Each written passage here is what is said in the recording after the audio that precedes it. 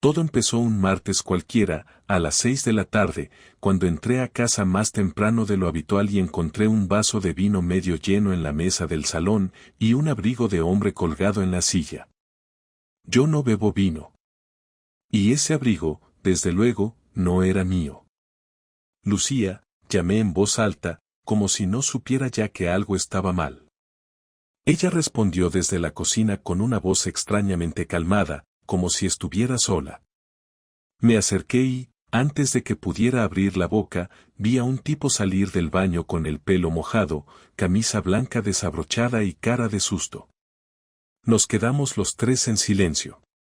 Yo, mirándolo con las llaves aún en la mano. Él, parado como un crío pillado robando. Y Lucía, con la cara congelada, como si no supiera qué decir primero. ¿Y tú quién eres?, le solté. No sé cómo no le partí la cara allí mismo. Supongo que fue la mezcla de sorpresa, rabia y ese nudo raro que te sube del estómago y te atrapa la garganta. El tipo ni me contestó. Solo miró a Lucía, buscando instrucciones. Ella, como buena cobarde, solo dijo, no es lo que piensas. Claro. El vino, el abrigo, el tipo saliendo del baño, todo era un malentendido. Una escena de teatro. Un sketch improvisado. Yo no dije más. Me giré, salí de casa, y empecé a caminar sin rumbo. Ni me llevé el coche. Ni miré el móvil. Lo único que sabía era que en menos de 5 minutos, la vida que conocía se había ido a la mierda. Volví a casa 2 horas después, cuando ya había oscurecido y mis piernas me dolían de tanto andar sin rumbo. No había ningún coche en la calle. Pensé que tal vez el tipo se había ido. Al entrar, encontré la casa en silencio. El salón estaba recogido, el vaso y el abrigo habían desaparecido, como si yo me lo hubiera imaginado todo. Lucía estaba sentada en la mesa de la cocina con una taza de té entre las manos, como si nada hubiera pasado. Me miró, pero no dijo nada. Me senté enfrente de ella, la observé unos segundos, esperando que hablara, pero solo bajó la vista. No tenía palabras, solo esa cara de persona que sabe que la ha cagado pero no quiere decirlo en voz alta. No lo voy a repetir, ¿quién era ese tío?, le pregunté con la voz tan calmada que hasta yo me sorprendí. Ella levantó la mirada, tragó saliva, y dijo, un amigo, Javier. Un amigo del trabajo. Estaba mal, y no quería dejarlo solo. Me reí. No porque tuviera gracia, sino porque la mentira era tan mala que dolía escucharla. Un amigo, que se ducha en casa, se sirve vino y cuelga su abrigo como si viviera aquí, le solté. Ella no respondió, solo agarró la taza más fuerte, como si el calor pudiera salvarla del momento. ¿Cuánto tiempo lleváis con esto?, le pregunté. Esta vez no dijo nada. Eso fue lo peor. No negarlo. No inventar una historia. Solo quedarse en silencio, sabiendo que yo ya lo había entendido todo. Ese fue el momento en que supe que esto no era nuevo. No era una noche aislada, no era una locura del momento ni un desliz de una vez. Ella había dejado entrar a ese hombre en nuestra casa, en nuestra rutina, en nuestra cama cegaramente, y ni siquiera le parecía necesario justificarlo. Me levanté, abrí la nevera, saqué una cerveza, la abrí y la bebí de pie, apoyado en el marco de la puerta, con ella delante sin atreverse a moverse. No necesitaba pruebas, no hacía falta que revisara su móvil ni que espiara conversaciones, porque ya lo había visto con mis propios ojos y su silencio era la confirmación definitiva. No pregunté su nombre, no me interesaba saber quién era ni cuántas veces habían estado juntos. Lo que me molestaba era otra cosa, mucho más jodida. Me dolía saber que mientras yo salía cada mañana a trabajar, hacía la compra, pagaba facturas y planificaba las vacaciones de agosto con nuestra hija, ella se había permitido construir una historia paralela en nuestra casa sin ningún pudor. Y no solo eso. Me dolía pensar que había sido tan idiota como para no notarlo antes. Me había tragado todas sus excusas.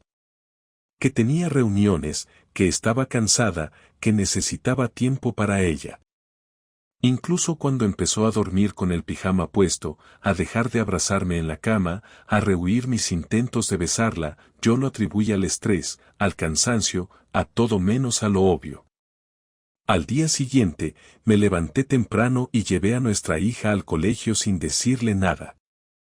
Lucía se quedó en casa. Ni siquiera me miró cuando salí. En el camino de vuelta, me senté en el coche con el motor apagado durante media hora. Pensaba en todo lo que habíamos vivido juntos. Las navidades, los cumpleaños, los viajes a la playa, las cenas con sus padres. Intenté recordar cuándo fue la última vez que me miró con cariño, y no pude. No porque no existiera, sino porque hacía tanto que parecía otra vida. Durante todo ese tiempo, yo había seguido creyendo en algo que ya no existía. Ese mismo día, después de comer, llamé a su hermana. No para contarle lo que había pasado, sino para preguntarle si podía quedarse con nuestra hija unos días, porque necesitaba espacio. Me dijo que sí sin hacer muchas preguntas. Luego volví a casa, preparé una mochila con ropa y algunas cosas personales, y le dije a Lucía que me iba. No sé si voy a volver, le dije desde la puerta. Ella no me detuvo. Solo me miró, y por un momento creí que iba a llorar, pero no lo hizo. Asintió en silencio, como si supiera que esto era inevitable. Esa noche dormí en el sofá de un amigo. No pude pegar ojo. No por tristeza, sino por rabia. Pensaba en todos los días que me había partido la espalda por mantener una vida juntos, en cómo ella se había ido apagando poco a poco sin decir nada. Y mientras yo hacía malabares para mantener el equilibrio, ella ya había saltado sin avisar. Me dolía más la indiferencia que la traición. Porque para engañar a alguien hay que mentirle, pero para traicionarlo de verdad, basta con no decirle nada. Y ella lo había hecho a la perfección. Volví a casa 4 días después, no porque quisiera hablar con Lucía, sino porque necesitaba recoger unos documentos del despacho y ropa limpia. Había estado quedándome en casa de Nico, un compañero del instituto que me ofreció su sofá sin hacer demasiadas preguntas. Dormir mal, comer a medias, pasar las noches dando vueltas en la cabeza sin avanzar un centímetro. En el fondo, sabía que tarde o temprano tenía que hablar con ella. No para entenderla, porque ya no me interesaba su versión, sino porque necesitaba decirle todo lo que llevaba tragando desde aquella tarde en la que ese imbécil salió del baño como si fuera su casa. Cuando entré, ella estaba en el salón viendo la tele, como si los días que yo había estado fuera no significaran nada. Tenía el pelo recogido, vestía uno de esos pantalones de estar por casa que siempre odié, y ni siquiera apartó la vista de la pantalla al oírme abrir la puerta. Me quedé parado en el pasillo, mirándola, y ella tardó varios segundos en reaccionar. Cuando al fin me miró, fue con esa cara seca que pone cuando quiere evitar una conversación incómoda. No dije nada. Fui directo al dormitorio, cogí una mochila y empecé a llenar la ropa sin orden ni ganas. Ella apareció en la puerta 5 minutos después, apoyada en el marco, los brazos cruzados. ¿Te vas otra vez?, preguntó con un tono casi sarcástico, como si yo fuera el culpable de todo. Me giré despacio, dejé la mochila a medio cerrar sobre la cama y respiré hondo. No pienso seguir durmiendo en el sofá de Nico mientras tú haces vida normal como si nada hubiera pasado. Vengo a buscar mis cosas. Y ya que estás aquí, me gustaría que me digas lo que no tuviste cojones de decirme el otro día. Ella puso los ojos en blanco, como si estuviera harta, como si llevara aguantando una situación insoportable. No me pongas de malo, Javier. Tú también llevas meses distante, frío, sin hablar, sin tocarme. ¿O te crees que todo esto pasa de la nada? Me reí sin ganas, con ese tipo de risa que no nace del humor sino del asco. ¿Así que ahora es culpa mía que te estés follando a otro en mi casa? Venga, suéltalo, Lucía, dime desde cuándo me ves tan poca cosa que ni siquiera te sentiste en la obligación de ocultarlo bien. Porque ni eso hiciste. Dejaste que lo viera todo. Que lo entendiera sin necesidad de revisar nada. Y lo peor de todo no fue verte con él, fue verte tan tranquila, tan cómoda, como si ese tío tuviera derecho a estar aquí. Ella se cruzó de brazos otra vez, pero esta vez bajó la mirada, como si supiera que ya no había forma de tapar la mierda. No fue planeado, Javier. No buscaba nada. Simplemente pasó. Me sentía sola, me sentía ignorada. Necesitaba sentirme viva otra vez. Y él hizo una pausa, él me escuchaba.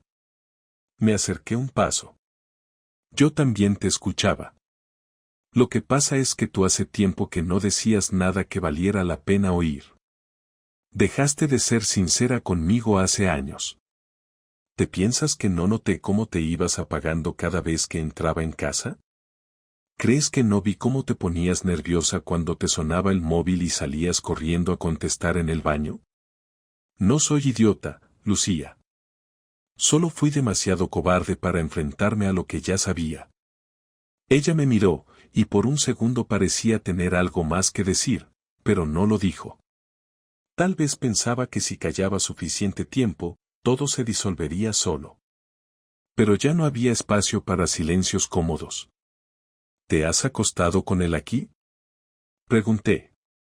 No lo dije gritando. Lo solté como quien pide un dato necesario. Ella no respondió al instante. Solo apartó la vista, y eso bastó. Una vez, dijo en voz baja, pero me arrepentí. Me sentí fatal. Me acerqué más, con la mochila colgando de un solo hombro. ¿Te sentiste fatal? ¿Y qué hiciste después de sentirte fatal, Lucía? ¿Seguiste viéndolo? ¿Lo invitaste a cenar? ¿Le enseñaste dónde están las toallas y cómo funciona la cafetera? No me jodas.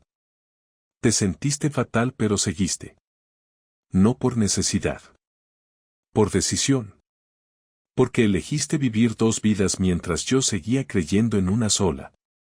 Ella me miró con rabia, como si le doliera que le pusiera las cosas tan claras. Tú no eres perfecto, Javier. No eres ningún santo. Nunca dije que lo fuera. Pero yo nunca metí a nadie a casa mientras tú trabajabas. Nunca escondí nada. Nunca dejé de quererte hasta que me obligaste. Nos quedamos mirándonos un rato. Ella con la mandíbula apretada, yo con el corazón en carne viva. No sabía si quería pegarle un grito, romper algo o salir corriendo. Al final solo bajé la mirada, agarré la mochila y me acerqué a la puerta. Antes de salir, le dije algo sin levantar la voz, sin dramatismo. Solo la verdad. Se acabó, Lucía. No porque hayas fallado, sino porque ya no queda nada que salvar. Cerré la puerta despacio. No esperé respuesta. No hubo lágrimas, ni súplicas, ni escenas de película. Solo un silencio largo, seco, como los que vienen después de decir todo lo que se tenía que decir. Pasé los siguientes días como un zombi con traje. Fui al trabajo, asistí a las clases, corregí exámenes, y fingí que todo estaba bien cuando en realidad lo único que me sostenía era la rabia. No era una rabia de gritar o tirar cosas. Era algo más frío. Más meticuloso. No quería venganza por despecho. Quería que Lucía entendiera lo que había hecho. Que sintiera cómo era quedarse sola, perder el control, ver cómo todo lo que pensaba que tenía se le escapaba entre los dedos. Ya no bastaba con marcharme. Tenía que devolverle el golpe, no con gritos, sino con hechos. Y tenía que hacerlo sin que pudiera anticiparlo, sin darle la oportunidad de explicarse, de justificarse o de victimizarse. Lo primero que hice fue ir al banco. Teníamos una cuenta común, y aunque la mayoría del dinero lo gestionaba ella, porque siempre quiso tener el control. Había otra cuenta antigua a mi nombre que usábamos poco. Traspasé todo el dinero que yo había ingresado en los últimos 6 meses a esa cuenta, lo justo para no dejarla vacía pero sí para que se notara la diferencia. Luego fui a la asesoría jurídica del ayuntamiento y pedí una cita para ver un abogado. No quería perder la custodia de nuestra hija, y mucho menos quería que la casa, que yo había ayudado a pagar con años de trabajo, acabara en manos de alguien que ya no respetaba nada de lo que habíamos construido. El abogado fue claro. No tenía que demostrar infidelidad para separarme, pero si tenía pruebas, eso podía ayudar en temas de custodia o reparto de bienes. Le conté lo que había pasado, lo que vi, lo que no dijo, y cómo reaccionó. Me escuchó con atención, tomó nota de todo, y me pidió que no hiciera nada drástico por mi cuenta. Hay formas de dejar huellas sin ensuciarte las manos, dijo. Salí de allí con una dirección clara. Tenía que documentar todo. Así que comencé a armar una carpeta. Reuní los registros bancarios donde se veía que en ciertas fechas ella sacaba dinero sin explicar en qué lo gastaba, copias de correos electrónicos compartidos donde mencionaba a ese compañero de trabajo con un tono demasiado personal, y hasta recibos de cenas y regalos que no estaban dirigidos a mí. No quería jugar al detective, pero tampoco podía permitir que ella se saliera con la suya sin consecuencias. Una noche, fui al bar de Marcos, un viejo amigo que trabajaba en recursos humanos de una empresa del centro. Le conté parte de la historia, sin nombres, sin muchos detalles, pero suficiente para que entendiera el tono. Me preguntó si necesitaba ayuda, y le dije que no, solo necesitaba hablar con alguien que no me soltara frases hechas o consejos de revista. Me ofreció un whisky y hablamos durante 2 horas. Cuando me fui, supe lo que tenía que hacer. Lucía y yo trabajábamos en instituciones diferentes, pero el tipo con el que me la encontré trabajaba en su mismo edificio, lo había reconocido después de pensarlo bien. No sabía su nombre completo, pero lo había visto en alguna comida de empresa. Le pedí a Marcos que investigara discretamente si había algún escándalo laboral asociado con él, y me prometió hacer lo posible sin comprometerse demasiado. 2 días después me llamó y me dijo que ese tipo, que se llamaba Rubén, había tenido problemas en otra oficina por conducta impropia con una compañera. Nada grave según el expediente, pero suficiente para levantar sospechas si se cruzaban ciertos cables. Ahí lo vi claro. No quería denunciarlo, no me interesaba hundirlo, pero sí podía poner a Lucía en una situación incómoda, una que la obligara a rendir cuentas en su propio entorno. Mandé una carta anónima al Departamento de Recursos Humanos de la empresa de Lucía, con copias de correos y horarios coincidentes entre sus ausencias y movimientos bancarios. No firmé, no usé nombres, pero lo suficiente para sembrar la duda. Y no porque quisiera destruirla, sino porque necesitaba que sintiera, aunque fuera por un momento, la inseguridad que yo sentí al verla con otro en mi casa. También cambié la cerradura del trastero donde guardábamos documentos y objetos personales. Ella solía entrar cuando quería sin pedirme nada, pero esta vez la llave no funcionaría. Allí guardé todos los álbumes familiares, papeles de la hipoteca, regalos de aniversarios, todo lo que algún día podría usar para victimizarse o recuperar algo de control si el asunto iba a más. No hice teatro, no la enfrenté con gritos, no la acusé de nada. Pero cada paso que daba era una forma de mostrarle que ya no tenía poder sobre mí. Que había cruzado una línea, y que ahora el control era mío. Una noche me llamó, quizás sospechando algo. Me preguntó si podíamos hablar. Le dije que ya habíamos hablado todo lo necesario. Me insistió. Le respondí que si quería algo más, que lo pidiera por escrito. No entendió a qué me refería, pero colgué sin explicaciones. En menos de una semana, ella empezó a notar que las cosas se le escapaban. Su jefa le pidió una reunión inesperada. Empezó a recibir menos mensajes de algunas amigas comunes. Supo que yo había contactado con un abogado. Y aunque no me llamó para acusarme de nada, el silencio con el que me trató durante años empezó a volverse contra ella. No quería hacerla sufrir por deporte. Solo quería que entendiera que jugar con la confianza de alguien tiene un precio. Y que esta vez, por primera vez en mucho tiempo, ella no tendría la última palabra. Una semana después de haber iniciado todos los trámites y de haber ejecutado cada paso de esa pequeña venganza sin escándalos, Lucía me mandó un mensaje que, por primera vez desde todo lo ocurrido, no ignoré. Me pedía hablar en persona, sin testigos, sin ataques, sin reproches. Le respondí que estaría en casa esa tarde a las 8, que podía pasar. No necesitaba pensarlo mucho. Ya no sentía odio ni ganas de discutir. Lo único que quería era cerrar el capítulo de forma clara. No por ella, sino por mí. No iba a perdonar, no iba a negociar, pero sí necesitaba terminar esto sin dejar ninguna puerta abierta, porque si algo había aprendido en estos días era que el peor error era dejar cosas a medias con alguien que ya había demostrado no respetarte. Lucía llegó puntual, sin maquillaje, con ropa sencilla, la cara tensa y los ojos buscando algo que ya no estaba. Se quedó parada en la entrada, como si no supiera si pasar o no. Le señalé el sofá sin decir una palabra.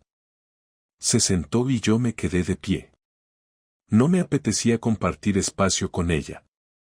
Quería que notara la distancia que se había ganado. Tardó en hablar, como si estuviera organizando las palabras en su cabeza para que sonaran limpias, coherentes, casi honestas.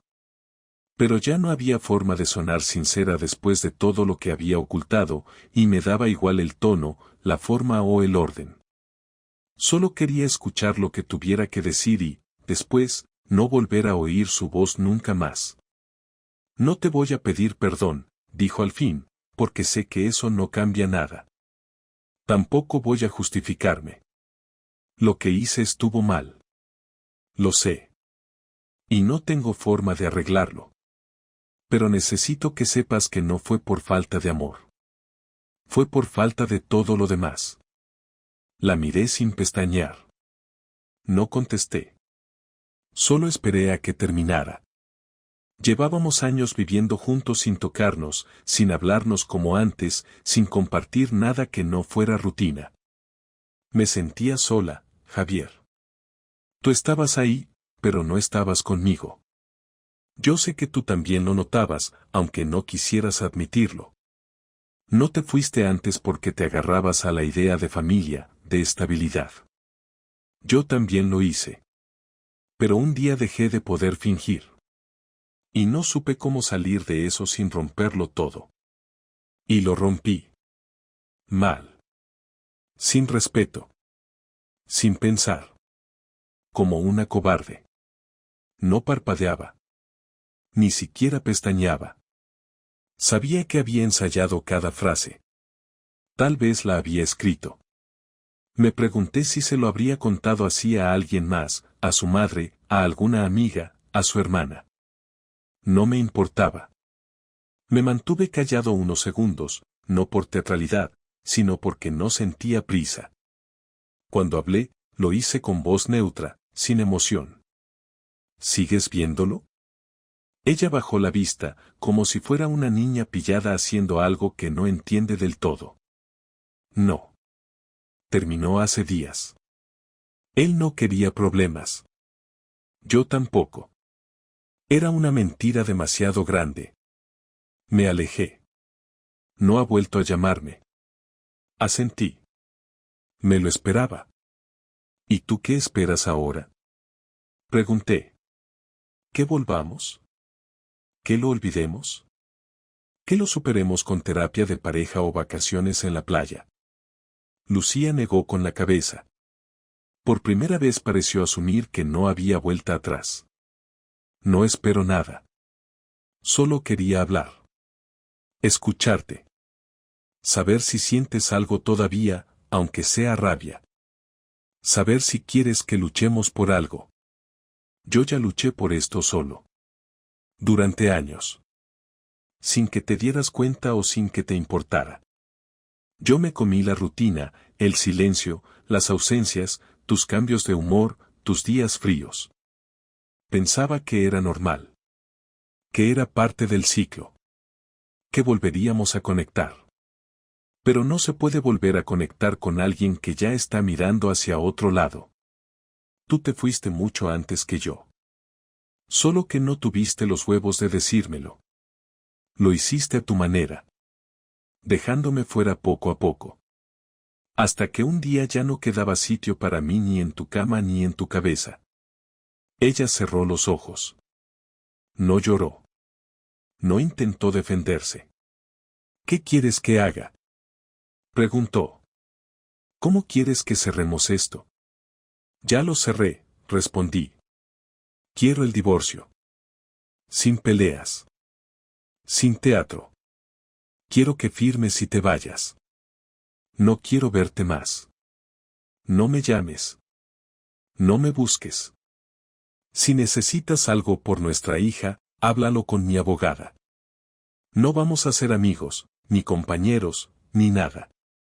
Somos pasado. Un pasado del que me quiero librar cuanto antes. Y que tú provocaste. Lucía se levantó, asintió despacio y caminó hacia la puerta. Justo antes de salir, se giró. Nunca quise hacerte daño. Pues lo hiciste, dije. Y eso es lo único que importa ahora. No dije adiós. No me moví. No esperé que se despidiera. Cerró la puerta sin hacer ruido. Me quedé de pie durante varios minutos, sin pensar en nada. Por primera vez en semanas, sentí una especie de alivio. No porque hubiera terminado, sino porque ya no quedaban más conversaciones, más frases vacías, más gestos hipócritas. Todo estaba dicho. Todo estaba claro. Y por fin, estaba solo de verdad. Una semana después de esa última conversación con Lucía, me senté solo en la cocina con un café frío y una carpeta llena de papeles legales. Había firmado todo lo necesario, la separación de bienes estaba acordada, la custodia de nuestra hija se resolvió en común, aunque sería yo quien la tuviera la mayoría del tiempo porque ella, según su abogado, no estaba en condiciones emocionales de mantener la rutina escolar. Lo acepté sin discutir. No porque confiara en su capacidad o falta de ella, sino porque sabía que mi hija merecía estabilidad, algo que yo aún podía ofrecerle, aunque todo lo demás se hubiese desmoronado. No sentía alivio, ni victoria, ni tristeza exacta. Era otra cosa. Una mezcla entre vacío y aceptación. Como cuando terminas una maratón no porque te emocione llegar, sino porque necesitabas que se acabara. Los amigos que sabían algo me escribieron con frases que no necesitaba. Eres fuerte, el tiempo cura, todo pasa por algo. No respondía nadie. No me sentía fuerte, no quería curar nada y no creía que todo pasara por algo. A veces las cosas pasan porque uno de los dos decide joderlo todo y el otro, con los ojos bien abiertos, se queda hasta el final recogiendo los restos. Durante esos días, pensé mucho en el concepto de dignidad. No en el sentido ruidoso, ese que se grita en redes sociales o se convierte en bandera para justificar reacciones impulsivas, sino en el real, el que se sostiene cuando uno se queda callado, sigue caminando, hace lo que tiene que hacer aunque no tenga ganas de levantarse por la mañana. Eso era lo que yo intentaba mantener. Mi dignidad, sin aplausos ni reconocimientos. Una tarde, fui a recoger a mi hija al colegio y la vi salir con esa mochila enorme y el pelo alborotado. Me saludó con una sonrisa y me abrazó como si nada en el mundo hubiera cambiado. En ese momento, entendí que lo único que me quedaba por hacer era asegurarme de que ella no pagara por los errores de los adultos que la rodeaban. No pensaba hablarle mal de su madre. No iba a decirle lo que vi, lo que escuché o lo que Lucía había dejado escapar por no saber cuidar lo que tenía. No porque Lucía lo mereciera, sino porque mi hija merecía crecer sin cargar con versiones, rencores o verdades que no iba a poder manejar. Los fines de semana empezaron a ser distintos. Compré muebles nuevos, cambié las sábanas, pinté una de las habitaciones y tiré muchas cosas que ya no tenían sentido conservar. No lo hice por despecho, sino por necesidad. Cada objeto de esa casa tenía un recuerdo pegado, y no quería vivir rodeado de fantasmas innecesarios. Mis rutinas cambiaron. Dejé de preparar 2 cafés por la mañana. Empecé a cocinar solo lo que a mí me apetecía. Volví a leer, volví a caminar sin dirección y empecé a dormir sin sobresaltos. Descubrí que el silencio no era tan insoportable como parecía. Era incómodo al principio, pero luego se volvía una especie de calma que no recordaba haber sentido en años. Una noche, Nico vino a casa con unas cervezas y sin previo aviso. Nos sentamos en el balcón, hablamos de fútbol, de política, del instituto, de nada importante.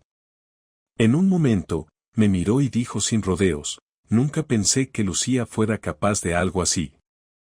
Le dije que yo tampoco.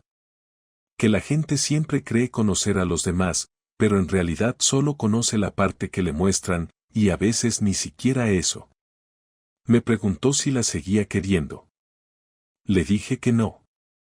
Que lo que sentía por ella ya no tenía nombre. Era una mezcla de decepción, costumbre y cansancio que se había disuelto como se disuelven las cosas que ya no tienen uso. El proceso de divorcio se cerró oficialmente a los 28 días de haber iniciado los trámites. No hubo escenas, no hubo lloros, no hubo ni siquiera un último intento de reconciliación. Lucía firmó, yo firmé, y cada uno siguió por su lado. Un día, recibí un correo de ella. Solo decía que esperaba que algún día pudiera perdonarla. No respondí. No porque guardara rencor, sino porque entendí que no había nada que responder. El perdón no era algo que ella mereciera, ni algo que yo necesitara darle. Era simplemente algo que ya no tenía valor. Hoy hace exactamente un mes desde que todo empezó. No soy el mismo. No estoy mejor ni peor.